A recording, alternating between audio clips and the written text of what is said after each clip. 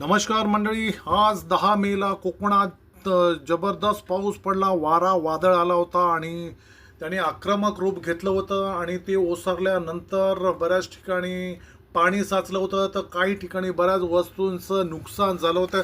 त्याच्यापैकी काही दृश्य मी तुम्हाला दाखवत आहे. ते आवडले तर लाईक अँड सबस्क्राईब करा. पहिल्या दृश्यात प्रचंड पाऊस पडताना, तर दुसऱ्या याच्यामध्ये तुम्हाला पाऊस ओसरल्यानंतर मुलं खेळताना पावसाची मजा घेताना दिसत आहेत.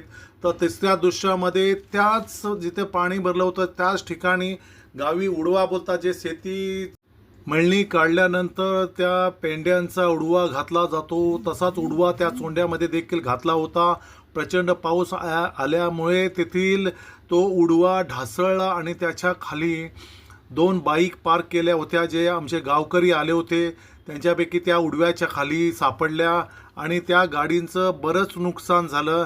पण गाववाल्यांच्या मदतीने त्या उडव्याला सर्वांनी एकीचं बळ देऊन वरती उचललं आणि त्यातून गाड्या व्यवस्थित काढल्या. म्हणतात ना, एकीचं बळ आणि मिळतं फळ.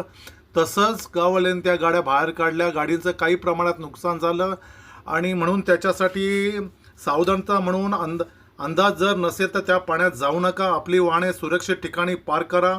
पडीस आलेल्या गोष्टीपासून दूर राहा आणि चोंड्यातील उडव्याखाली उभं राहू नका. सर्वांचा जीव मोलाचा आहे, त्याची काळजी घ्या. जर कोणी संकटात सापडला असेल तर त्याला मदत करा. हाच मानवाचा माणुसकीचा धर्म आहे. त्यातूनच आपण सुरक्षित व आनंदित जीवन जगू शकतो. हा मेसेज आपण इतरांनाही समजावून सांगू शकता. आवडला तर लाईक सबस्क्राईब करा. जय